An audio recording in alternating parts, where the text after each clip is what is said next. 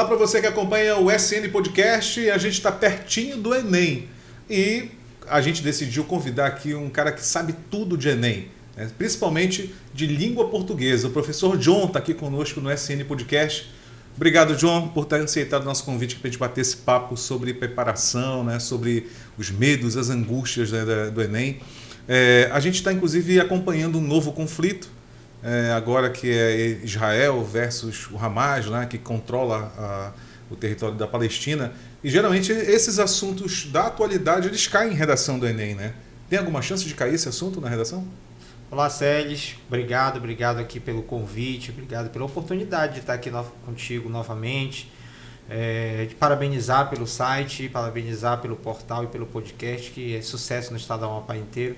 Eu falava isso em sala de aula, que para mim estar aqui e já ter feito uma outra entrevista com você é a coroação de um trabalho que eu faço há mais de 10 anos, né? Ser ouvido pelo programa de maior notoriedade, credibilidade e audiência no estado do Amapá como você, como o seu programa, para mim é motivo de grande felicidade e satisfação. Legal, obrigado.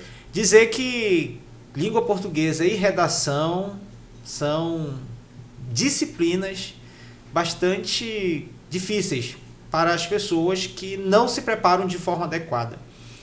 Esses temas atuais, muito atuais, por exemplo, a gente está vivendo esse conflito de Israel e Palestina agora. Tem menos de uma semana, né? A prova do Enem ela já está pronta, né? E muitas delas já estão, inclusive, lacradas e já estão sendo direcionadas, porque nós temos pouquíssimo tempo para o Enem, né? Então, para este, acredito que não cai mais, né? A gente nunca sabe, mas é quase 90% de chance de não cair esse tipo de tema, porque ele é muito atual, né? E o que é atualidade? A atualidade é o que acontece na última década. É isso que é a atualidade, que é ensinado na escola, né? Então, a atualidade não é o que aconteceu agora ou essa semana, é o que acontece na última década. Então, tudo isso é atualidade.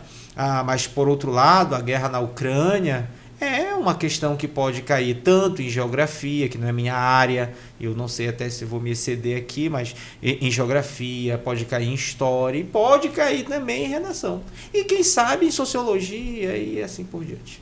Pois é, então a Ucrânia, essa guerra da Ucrânia começou há bem mais tempo, realmente tem mais de um ano, se eu não me engano. Agora, na entrevista que a gente fez uma entrevista recente contigo no nosso portal SN, e aí você falou que para se sair bem na redação, a pessoa tem que ter bagagem de mundo, né? Ela tem que entender um pouquinho de tudo, pelo menos, né? Nem que seja superficialmente, mas ela tem que entender minimamente, ela tem que acompanhar o noticiário, né? Tem que acompanhar o noticiário e, sobretudo, acompanhar isso aqui, né? O podcast. Naquela entrevista eu falei e falo isso para os meus alunos em sala de aula. Este instrumento, o podcast, se tornou, assim, um dos maiores alimentadores de conhecimento.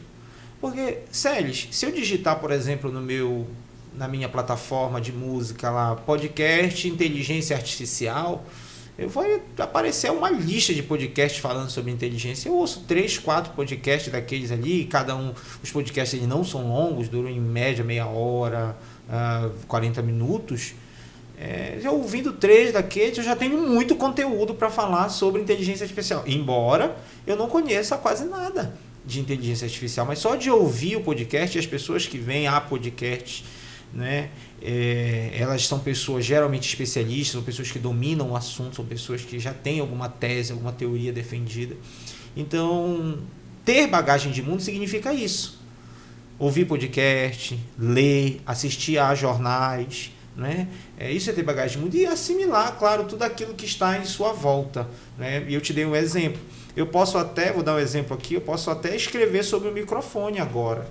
Posso dizer que esse microfone aqui ele é preto, que ele tem uma espécie de esponja em volta dele, que ele é conectado por um cabo e que a pintura dele é fosca. Eu estou escrevendo. Isso é escrever, Sérgio.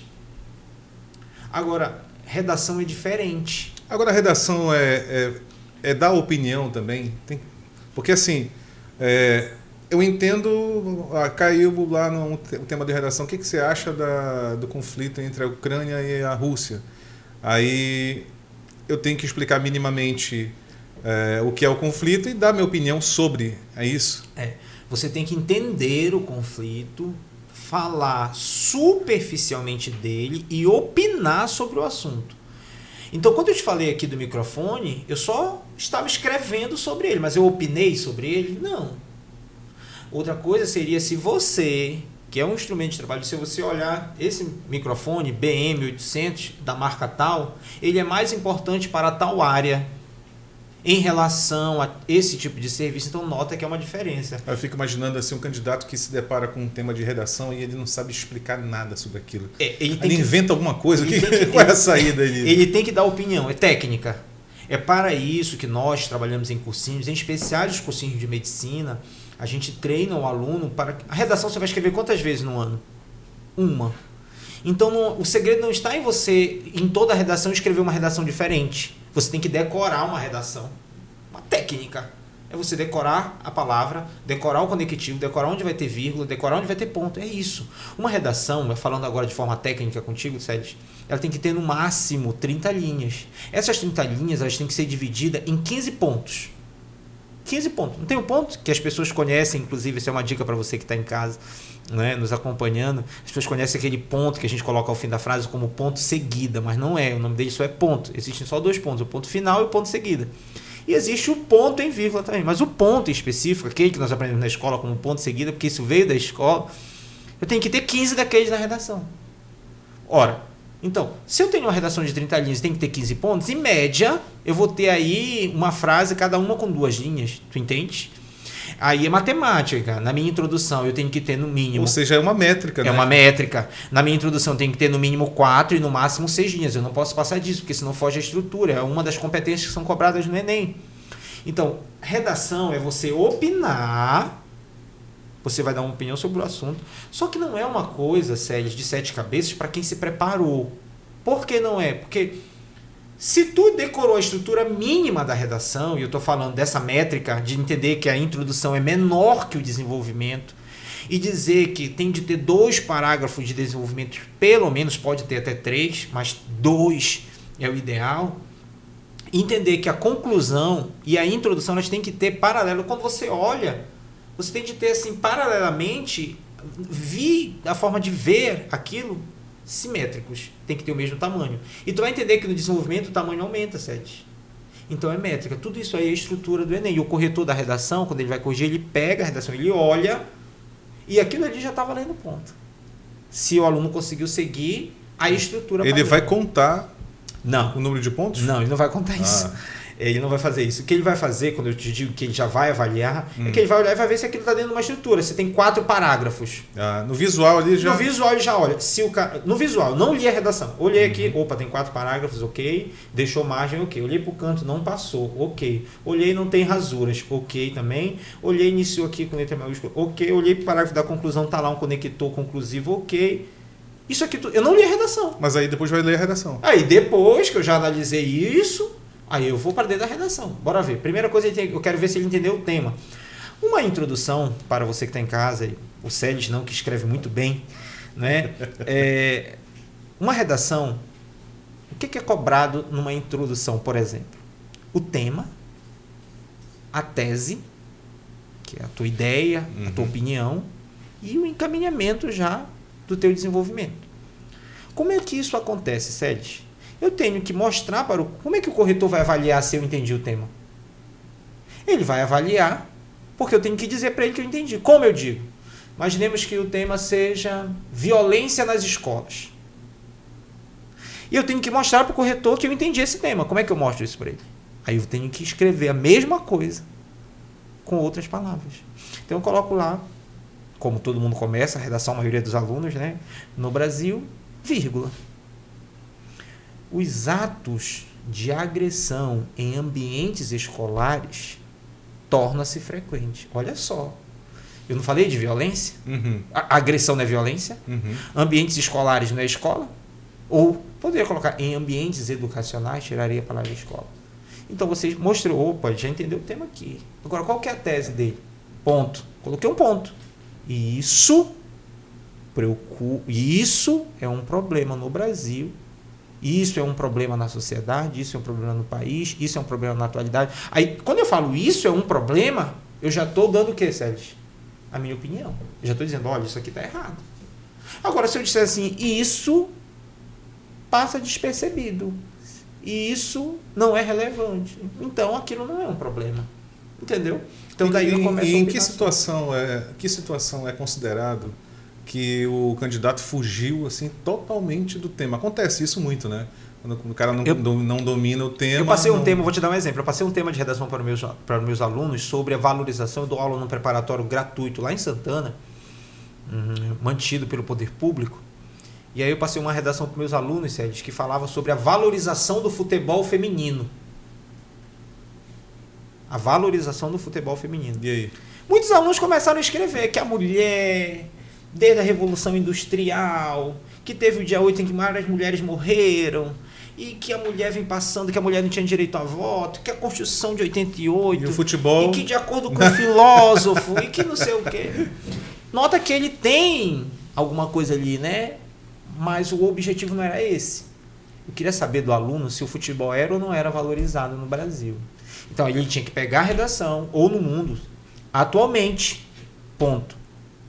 Atualmente, vírgula. As competições femininas futebolísticas têm ganhado espaço, vírgula, mas não é o suficiente, ponto. Entendeu? Aí agora ele começou a escrever, porque é disso. O tema da redação não precisa você florear.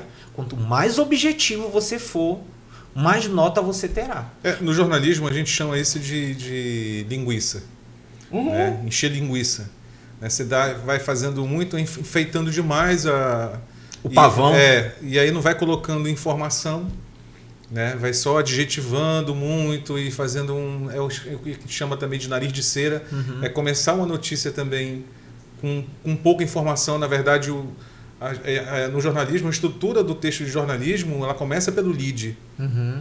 O mais importante, eu acho que é a parte que fisga o leitor, que obriga ele a continuar lendo aquele texto, é o lead. É o início. É onde ficam aquelas cinco perguntas principais. Onde, o que, onde, como, quando e por quê. O nome disso na língua portuguesa são elementos da narrativa. Nós temos um texto chamado narrativo, que inclusive é um texto proibido na redação. A redação é um texto dissertativo, né? E nós temos os elementos da narrativa, que também é utilizado pelos advogados. Sabia disso, Sérgio? Todo advogado que vai fazer uma peça jurídica, quando ele vai fazer alguma solicitação, quando ele vai narrar, ele começa, né? Excelentíssimo senhor doutor juiz de direito da vara tal. Aí primeiro ele qualifica primeiro, né? O John Everton Bahia de Araújo, aí depois o Sérgio Schnaf, aí ele vai dos fatos. Acontece que no dia tal, então ele tem que responder o que, ele já qualificou. Quem, quando, onde, como e o porquê. São 6 perguntas, a gente chama de elementos da narrativa. Né? Na redação isso é proibido. Mas tu falaste que no jornalismo começa a adjetivar muito. Tu acabaste de falar isso? Esse é o nariz de cera. Pois é. O que acontece na errado. redação?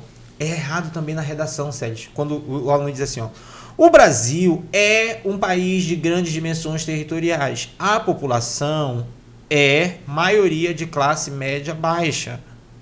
Então ele começa Quando não, ele muda para o são. As pessoas são vítimas de atos de corrupção. Os políticos são os culpados. Aí ele começa. Quando ele coloca o ele coloca o são. Verbo de ligação. O que o verbo de ligação faz? O nome dele diz ligar. O que ele liga? O adjetivo ao substantivo. O adjetivo ao substantivo. E o que acontece quando eu uso, John, muitos verbos de ligação? O teu texto ele deixa de ser dissertativo, em que você está argumentando, e ele passa a ser descritivo.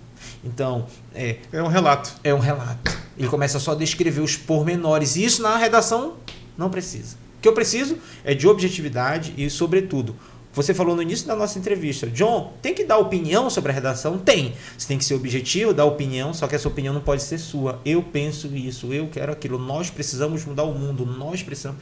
Porque esse texto, assim como no jornalismo... Claro, não pode ser um discurso. Não pode ser um discurso e não pode ser um artigo de opinião. Não pode ter primeira pessoa. Mas como é que é dada opinião, então?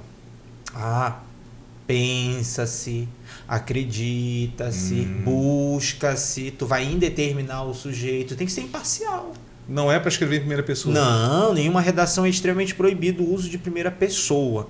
É proibido o uso de primeira pessoa. Não é que seja proibido, vou até me corrigir, não é que seja proibido, não é adequado e subtrai-se pontos disso. Né? Então... redação não pode ter, para você que está em casa, não pode ter adjetivos, ou melhor, não pode ter verbos de ligação em excesso. O texto deve ser de forma impessoal, ou seja, aquele texto que você não escreve em primeira pessoa.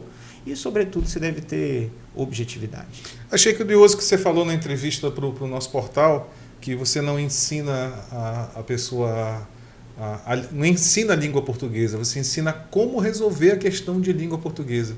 Qual é a diferença? Para resolver a questão não tem que entender? Vou sair um pouquinho e vou te ensinar o seguinte. A gente tem aqui, acho que as pessoas de casa não estão vendo, mas a gente tem mais 2 pessoas no estúdio. Se eu disser para você que eu tenho uma crase e que a próxima palavra não pode estar no plural.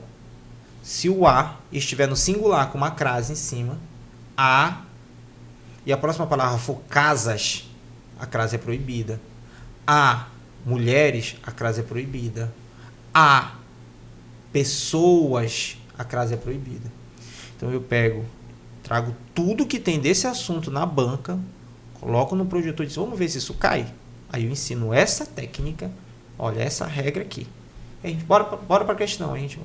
Olha, eu não leio a questão. A no singular, a palavra no plural não tem crase. A no singular, a palavra no plural não tem crase. Então, eu não ensinei para ele como acontece a crase, de onde surge a crase, o fenômeno da crase. Que lembrando que a crase é o fenômeno que ocorre entre 2 vogais... Não são vogais. Entre 2 fonemas idênticos. Não são 2 ases, não. 2 fonemas idênticos. E aí, o resultado desse processo de fusão é um acento em cima, ao contrário do acento agudo. Aí o nome é acento grave. Crase é o processo de união. O nome daquele acento é grave, não é crase. A crase é o que acontece, é o fenômeno. E aí, quando a gente busca isso, Sérgio, a gente entende que o aluno ele entende, mas eu digo, ensinei alguma regra de crase? Não. Porque eu condiciono a mente do aluno, eu não. A maioria dos meus colegas professores de cursinho fazem isso. A gente condiciona a mente do aluno, porque o aluno ele não pode ter surpresa na prova. Por que os professores de redação do país inteiro e do Amapá, por exemplo, acertam os temas de redação? Porque o aluno ele não pode ser surpreendido. Ele está pagando o ano todo por especialistas, e quem não paga também, não é? Por especialistas, para ele não ser surpreendido, para quando ele chegar na hora da prova, ele entender aquilo. Né? Então, por exemplo, o tema desse ano que eu e a maioria das pessoas aposta da redação do Enem, você que está aí, nós apostamos que o tema é inteligência artificial. Aí a gente entra no chat GPT, a gente entra... professor, fake news? Não acredito mais. Pode ter uma pincelada, mas não acredito. Eu acredito que seja inteligência artificial e a regulamentação disso. Então, se não for inteligência artificial, acredito que poderá ser algum tipo de controle, algum tipo de regulamentação. Talvez não da inteligência artificial, da internet, mas acredito que vai ser algo voltado para o mundo digital. Se fala muito que a cada governo, seja de direita, aí seja de esquerda... Não interfere. Aí existe interferência no tema da redação. Não interfere, não interfere. O que há, que é justo, inclusive, é que o governo não vai propor um tema que desqualifique ele, né? Isso é natural. Então, ele não vai perguntar qual a opinião do aluno sobre o fundo partidário. Isso não vai ter. Né? Mas, às vezes, de repente, o governo pode lançar ali um tema que ajude a construir uma consciência... E isso já teve. Na direção projetos ideológica. De leis, projetos... Não na ideológica, eu nunca vi. Mas eu já vi, em termos de redação que o governo propôs, a proposta de encaminhamento, lá a conclusão foi tão boa que virou lei em São Paulo. Eu não me recordo, mas já virou lei em São Paulo, no Rio. Tem lugares em que a redação do aluno foi tão boa, a solução para o problema, que ele começa a dar os argumentos, né? Depois ele vai desenvolver esses argumentos, esses problemas, ele vai desenvolver e lá no final ele vai dizer como ele resolve. E isso já virou projeto de lei em São Paulo. Entendeu? Não sei se alimenta essa parte ideológica, não sei. Eu acredito que não. Até hoje, dando aula ao longo desse tempo, eu acredito que não tenha essa interferência não de governo. Então, o aluno, a meu ver, você que está em casa também nos acompanhando, que acompanha aqui o portal SEDESNAF, o podcast do SEDESNAF, eu acredito que você pode fazer uma redação tranquilo, porque eu percebo até hoje imparcialidade. O processo todo acontece de forma bem lisa. O que mais que, além agora indo para a língua portuguesa ali, né, para as questões, o que cai mais interpretação de texto. Não cai gramática no Enem. Não cai gramática. Tipo, ele não vai perguntar lá o que é um pronome relativo. Ele não vai perguntar. Não cai lá o que é uma oração subordinada substantiva. Ele não vai perguntar. O que cai, John? Interpretação. Lá ele vai pegar um verbo. Eu estava resolvendo uma questão do Enem que falava de um texto, né? Dizia, embarquei para Davos Platz, eu não me recordo o ano, e fiquei, e lá morara um cara. Então, ele destacou vários verbos e perguntou, né? A que tempo eles faziam? Né? Então, eram ações, dentro de ações no passado, ele começa a fazer isso, ele te dá sempre interpretação. Vou te dar um exemplo. Ele escreve lá, Celes e John são amigos. Não é? Este é legal, aquele é chato. Aí ele grifa a palavra este e pergunta a quem se refere. Então, este é legal, aquele é chato. Ele pergunta, o legal é o Celes? Letra B. O legal é o John? O chato é o Celes? Letra C, né? Letra D, o chato é o John. Ele vai grifar a palavra este lá. Então, ele pergunta a quem ela se refere. O nome disso é coesão referencial. Então, ele pergunta, ele trata mais sobre a parte interpretativa e não da gramática normativa. Você acha que um dia a linguagem neutra vai haver alguma flexibilidade na convenção da língua portuguesa para encaixar alguma coisa da linguagem não binária? Eu não sei se há alguns dias, mas eu sei que na próxima década não. Isso eu tenho certeza, por vários fatores, né? O primeiro é que hoje a Câmara e o Senado são compostos, a maioria, de direita. Né? Então, um projeto desse para mexer tem que ser aprovado pela Câmara e pelo Senado, ou seja, pelo Congresso. Né? Então, eu acredito que não, nesse momento de ideologia não passa. Eu não tenho nada contra a linguagem não binária, tá, Celes? Como pessoa. Ora, se um determinado grupo, se um determinado indivíduo se sente bem, se sente melhor, se sente atendido, se sente contemplado, se sente valorizado em ser chamado daquela forma, por mim não há problema. Onde é que entra o problema? Na minha parte profissional. Aí eu sou contra. Eu sou contra. É errado do ponto de vista gramatical. Você que usa o todos, ele é errado do ponto de vista gramatical. O todos e o todas, ele é errado do ponto de vista gramatical. Né? O todos contempla todo mundo já. O todos contempla todo mundo. Boa noite a todos. Acabou. É isso. Esse todas é uma ideologia de gênero implantado no Brasil.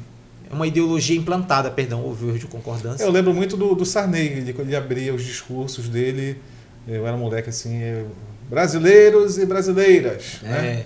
Ele dava um jeito de contemplar ali o público feminino, mas ali era uma jogada do político que queria falar assim para a eleitora os também. Dizem, meus amigos queria e prestigiar, minhas amigas. queria prestigiar a dona de casa também. Né? Meus amigos e minhas amigas. Mulheres, né? Assim como o nosso atual presidente, o Lula, diz, né? Companheiros e companheiras. Né? Ele não dizia companheiras, companheiros e companheires. Ele não está fazendo isso. Ainda não está fazendo. Ele provavelmente não vai fazer, né? Porque isso aí é muito uma bolha, é uma bolhazinha, às vezes É uma bolha, Celes. O gênero neutro, a linguagem não binária, ela contempla menos de 1% da sociedade brasileira. Menos de 1%, talvez, eu não sei o dado certo. E eu conheço pessoas que são homossexuais também. Eu são tenho de outras denominações, tem várias denominações agora, né, para se classificar como gênero, que são contrários à linguagem neutra. Porque olha só, essa linguagem neutra, Celes, tudo isso a gente tem que ter cuidado em sala de aula, sabe? Ela não contempla homossexuais, entendeu? Porque o homossexual, quando é mulher, ela se identifica como um homem. Uhum. Né? Ou como mulher, mas que gosta do mesmo sexo. E o homem... Quando ele e a mulher, quando é lésbica, ela escreve mesmo, ela se assume como mulher ali, né? Olha só, se tu for homem, tu vai ter um papel, tu vai ser gay. Se tu for mulher, tu vai ter um papel, tu vai ser gay. A linguagem não binária, olha o nome, é neutro. É a pessoa que não se identifica nem com homem e não com mulheres. Essa linguagem, ela não atinge os homossexuais. É isso que tem que deixar bem claro. São as outras denominações. Quem não é nem hétero, quem não é lésbica, que não é gay. Não é gay. É transgênero, são os transgêneros. Não sei se são os transgêneros. Eu só sei que é bem específico para quem não tem.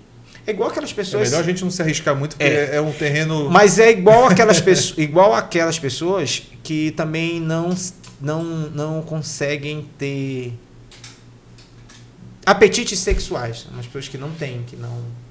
Enfim, vamos voltar para a redação? Mas um papo puxa o outro, como diz. Então, cara, qual é o conselho que você dá para quem está, por exemplo, num aulão daquele, que já vi foto tua, não é uma sala de aula, aquilo ali é um cinema, um teatro, né? Tem ali... Pô, tem quantas? 200, 300 pessoas ali? 600 pessoas numa aula, né? Deu 600. Aí tem que usar essa muito aula, recurso audiovisual, né? Para poder... Tem que ter uma garganta boa, tem que ter uma didática boa, tem que acumular, porque para te prender a visão daquelas pessoas... Tu tá com o microfone ali, né? Mas tem que ter uma qualidade também do som. Tem que ter uma qualidade de som, tu não tem que deixar o aluno olhar para o lado. A gente luta contra uma coisa que é chamada de celular, né? E eu toda hora chamo a atenção. A dica para quem vai fazer o Enem é, primeiro, estude química, física, matemática e biologia. Olha só que coisa interessante, Sete. Eu sou professor de língua portuguesa e estou pedindo para o meu aluno estudar física, química, biologia e matemática, porque as outras, elas são tão importantes quanto. Mas é que essas outras são mais difíceis. Convenhamos. Vamos dar a César o que é de César. Química é foda. Entendeu? Então, o aluno estuda língua portuguesa, porque a língua portuguesa cai assim, ó, não cai língua portuguesa, Sete. A língua portuguesa do Enem, ela vem misturada com a literatura e com a arte e com a educação física. Isso tudo cai junto no Enem. Língua portuguesa, literatura, artes e educação física, é só num bloco. A história, ela não vem sozinha, específica. Ela vem associada à sociologia, à filosofia. Entendeu? A geografia, ela vem associada à sociologia. Então, essas matérias, elas coadunam. Essas outras que eu te falei, não. Matemática, claro, tem que saber interpretar, tem que saber língua portuguesa, claro. E John, mas se dedique um pouco mais a essas matérias. E tem um cara que estuda sozinho em casa. Tem. E passa até em concurso, né? Disputadíssimo. Passa no Enem. Me perguntaram isso recente. E tem cara que vai toda noite pro cursinho e não passa, mas também tem os que passam o índice de aprovação. A possibilidade é maior, né, de sucesso você indo para... Você tendo o acompanhamento, né, de um profissional como você, como outros colegas. Porque não interessa o lugar que você esteja, interessa o tamanho do teu comprometimento. Disciplina. Então, eu acho que quem estuda sozinho tem que ser mais disciplinado. Foi ainda, essa pergunta que me fizeram exatamente. Professor John, devo estudar de forma online? Olha só que pergunta. Devo estudar de forma online ou presencial? Qual é o melhor? Depende do tamanho do teu comprometimento. Se você for uma pessoa disciplinada, você consegue acordar todo dia 5 da manhã e estudar até 7, ou seja, né, estudar 2 horas.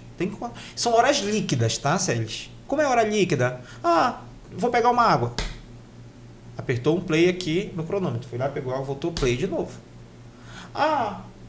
Tem que desligar o alarme. Pausa, horas líquidas. Vou tomar um banho, vou almoçar. Play, para. Porque o cara diz assim, eu comecei a estudar 5 horas da tarde, parei meia-noite. Não existe. Não existe.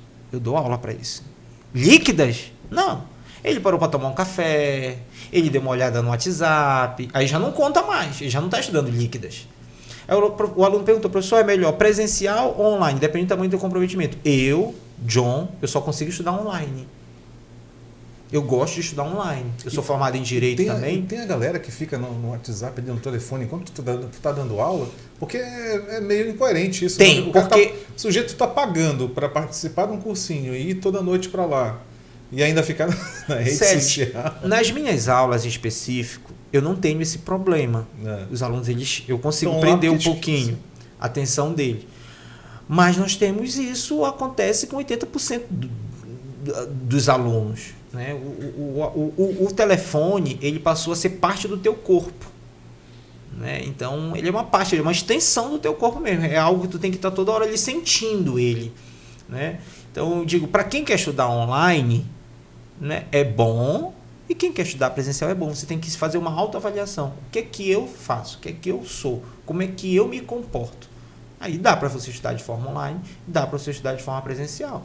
Entendeu? O que é que eu oriento meus alunos? Não tem tempo? Quer estudar online? Estuda online. Faz as oficinas dos professores. São aquelas mega revisões que nós fazemos sempre às vésperas das provas, sabe? Agora nós teremos está um período de revisão que antecede o Enem, né? Muita gente que não sabe o tema. Eu, por exemplo, estou montando uma estratégia. Qual que é a estratégia? Entregar uma redação coringa para o aluno. Aquela redação em que ele já vai de lá com a conclusão pronta, com a introdução pronta. Claro que eu vou deixar umas lacunas e ele vai completar com o tema. Vou pontuar 2 argumentos, são ali os temas coringa, porque eu já estou imaginando que o tema seja algo sobre inteligência artificial. Então ele leva uma redação coringa, em que ele vai completar a lacuna. De onde dá certo? Olha, eu tenho dado aula disso há algum tempo, os alunos já passaram até em medicina. Então o aluno aí tem que abreviar. Porque, Séries, é muito difícil a pessoa escrever uma redação toda semana. Imagina 2, 3. Mas o cara tem que ter um plano B, plano C. O plano B, C, é exatamente você ter acesso a esse material, a essa redação coringa, para você chegar lá e tirar ali os seus... A redação coringa não é para quem estudou, tá? É para quem não estudou. Pô, tinha um... Quando eu estava na faculdade de comunicação, a gente foi perguntar... Eu sempre tive... O jornalista tem 2 empregos, igual professor, igual advogado, né? Sempre tive 2 empregos a vida toda. E aí ainda tinha que ir para a faculdade de comunicação à noite.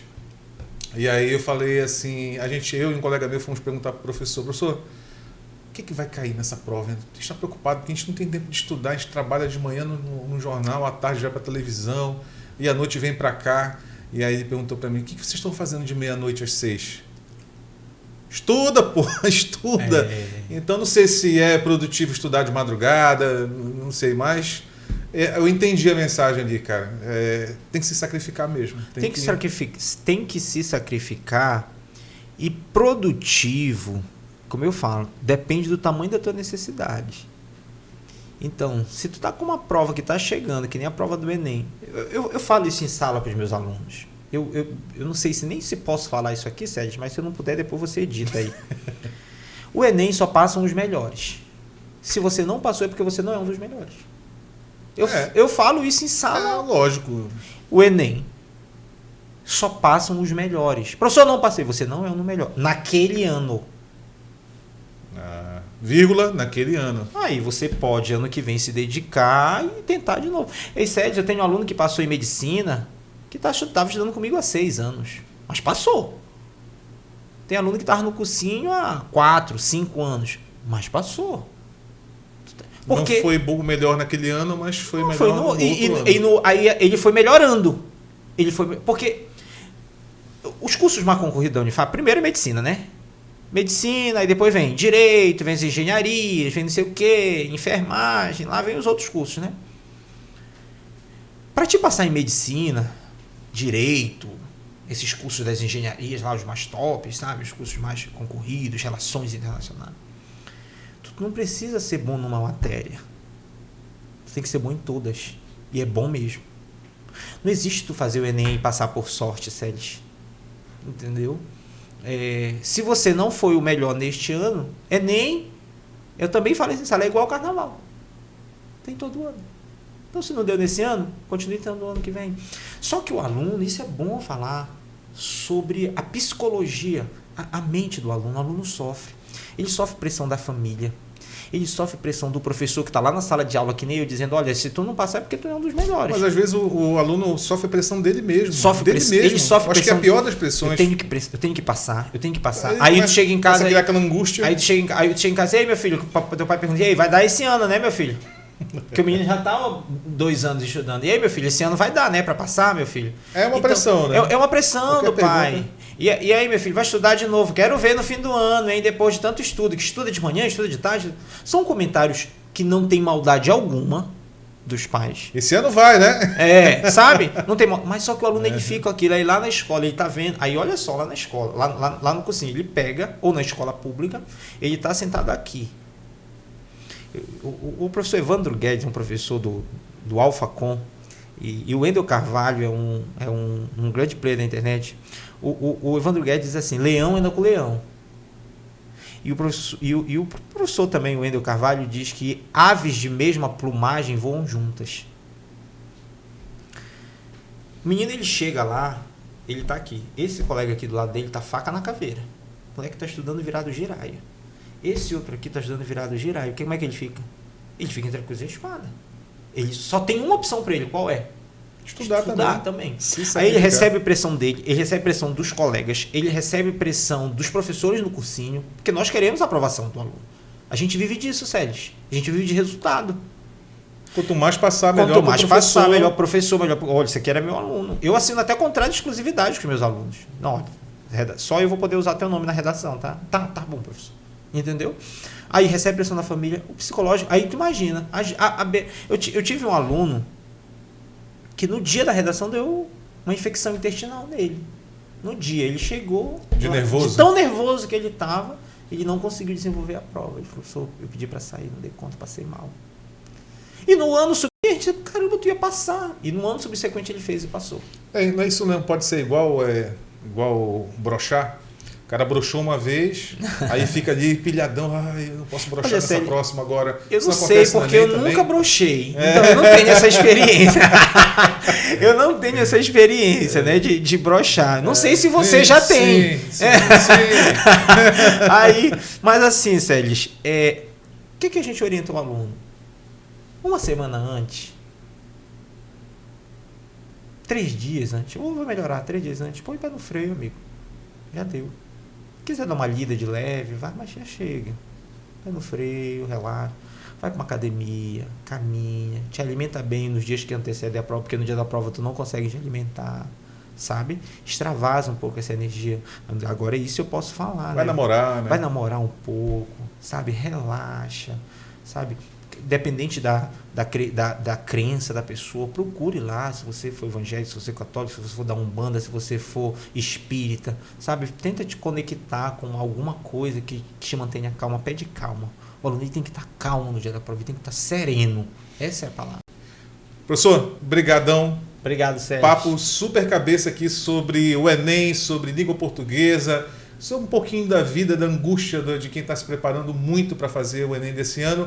E se você chegou até aqui, curta, ajuda a gente a compartilhar esse material, porque o YouTube vai entender que esse conteúdo aqui tem relevância para você. Valeu e até a próxima!